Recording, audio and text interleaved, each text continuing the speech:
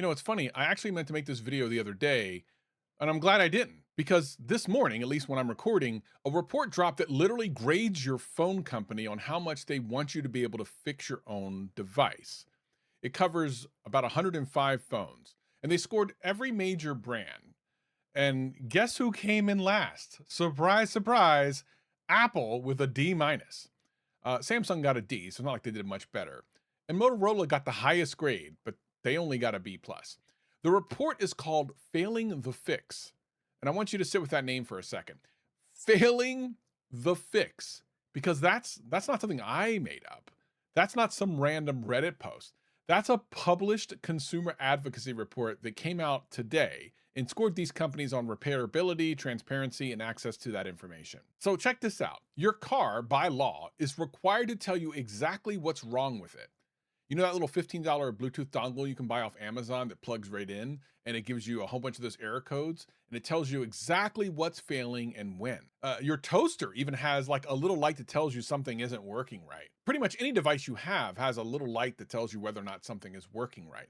But that $1,000 phone that's in your pocket, the most advanced piece of personal technology ever made, it knows exactly what's happening inside itself and has been deliberately designed to tell you pretty much nothing. That's not even an accident. That's like a business strategy that's been developed by these multi-billion-dollar companies. Now, some of you are probably thinking, what am I talking about?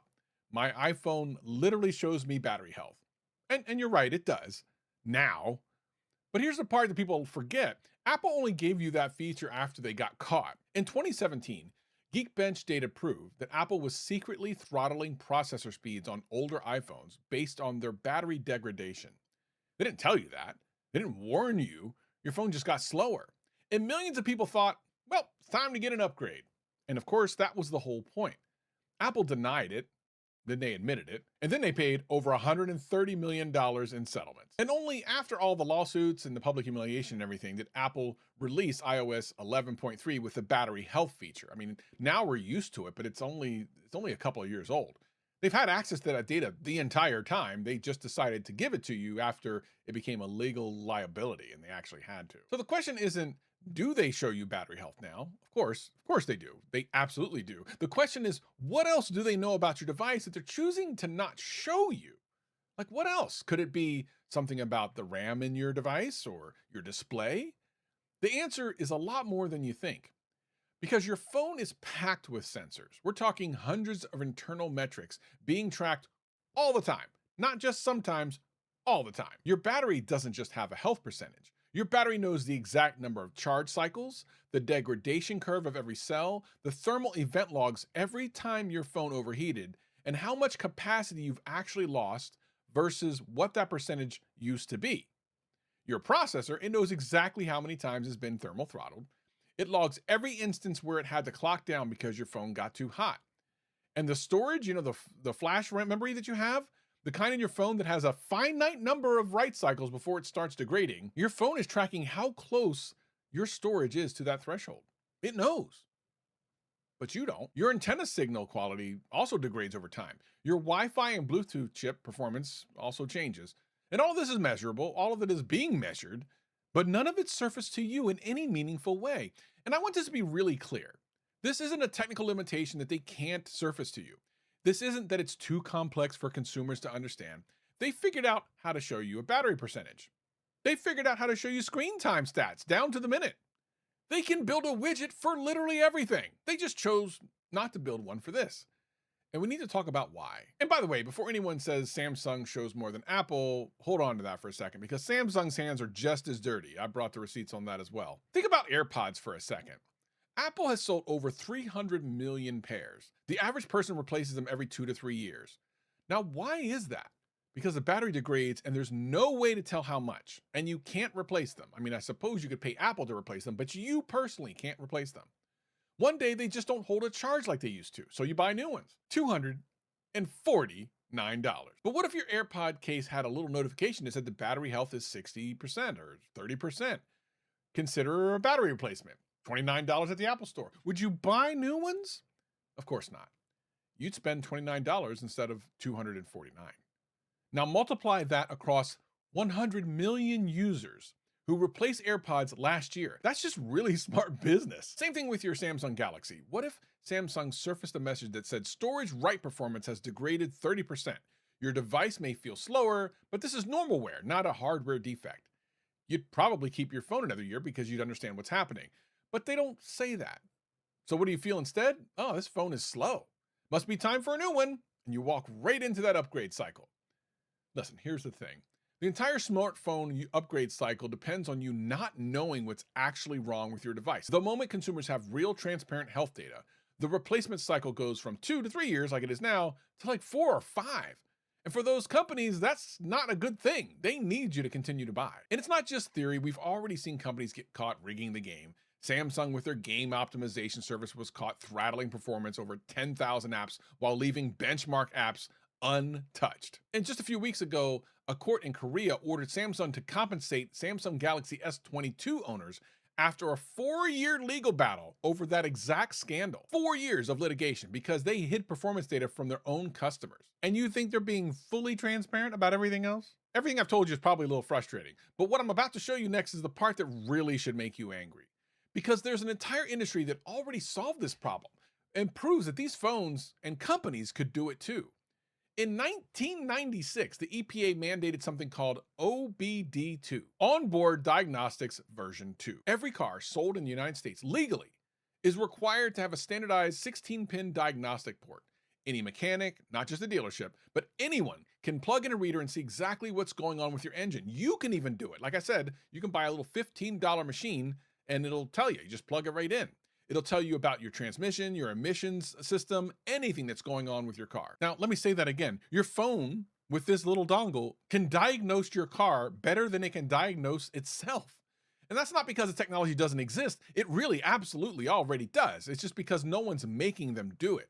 Now, here's what happened after OBD2 was mandated. Did car companies go bankrupt? No. Did they stop selling cars? No. What happened is independent repair shops thrived, and consumers made informed decisions. And car companies adapted, innovated, and still made billions of dollars. Transparency didn't kill the car industry, it just made it harder to exploit people.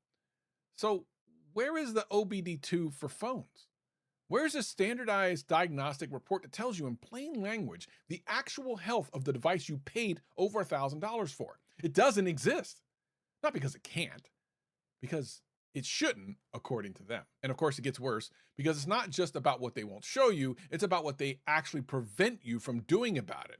I've talked about parts pairing before because that is really ridiculous, where they actively hide information and punish you for trying to fix things yourself. You already know this if you've watched the channel. Like I said, I've done this before, but if you're new, you can take 2 genuine batteries, swap them between 2 phones, and both phones will throw an error message. Not because the battery is bad, not because it's third party, but because Apple software locks the device's serial number to the battery serial number. That's absolutely insane. That means even if you repair your phone with an identical genuine part, they flag it.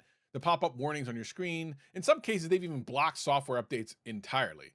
They're not protecting you from a bad battery. They're protecting their revenue from an informed customer, which is what we all should be. And here's where it connects back to diagnostics. Think about what a real health dashboard would look like. Imagine if your phone had a simple readout like the health score, battery 74%, storage integrity 89%, processor thermal efficiency 91%. These are things you would want to know. And if you had that, you would know exactly when a $30 battery swap makes more sense than a new $1,200 phone. You would know if your phone is genuinely slowing down because of hardware degradation or because a software update is just poorly optimized. And you would have agency over your own purchasing decisions. That's really the whole point. They don't want you to have that agency because an informed consumer is less likely to be a profitable consumer. You got to be dumb for them to make money. There is actually some good news. And this is why I think this is going to change whether these companies like it or not. Remember that report I mentioned at the top? The one that just came out today, Failing to Fix 2026? Let's come back to that because it tells you where the pressure is building. 105 devices graded. Apple dead last. Samsung second to last. These aren't Reddit complaints. This is a legitimate test. And they're grading these companies on spare parts availability, how many steps it takes to replace a battery, how long they provide software support, and how much repair information they make public. And here's the thing, the EU just passed regulation requiring all smartphones sold in Europe to have user replaceable batteries by 2027. That means Apple, Samsung, Google, all of them are going to have to redesign their hardware for the European market. And historically, when EU forces a change, it goes global. We saw it with USB-C on the iPhone, and we're going to see it with batteries. In the US, the FTC has been pushing right to repair enforcement, and there's a growing momentum at the state level too. Colorado just passed new right to repair legislation, and the fight is still going on right now. But here's the thing, right to repair is only step one. Diagnostic transparency is step two. And nobody's really pushing for that step two yet. We fought for right to repair our own devices, but we still don't have the right to know what's wrong with them.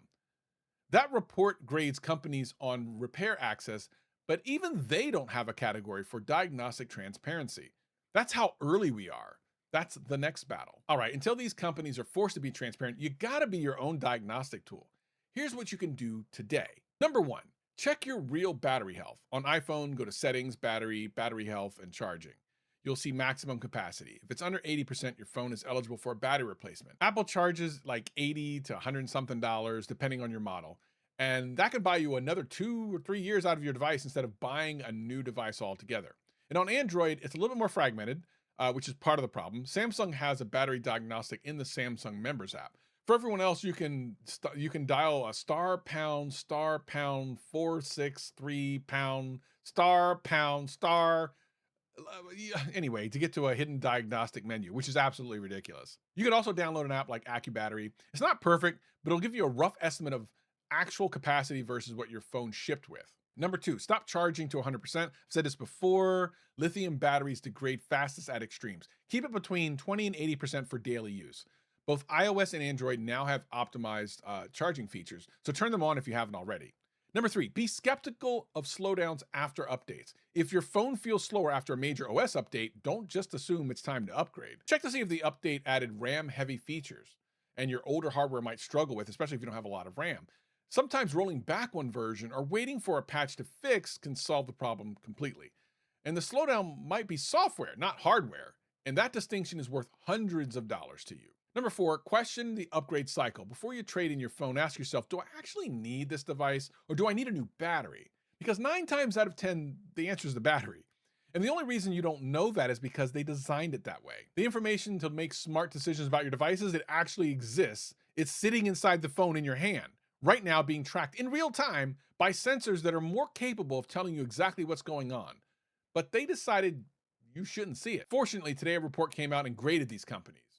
Apple got a D-, Samsung got a D. And even those with grades, even with lawsuits and fines and regulations coming from every direction, they're still not showing you what your phone actually knows about itself. And until that changes, until we have an OBD2 for phones, until diagnostic transparency is a regulation and not a favor, that's what this channel is here for.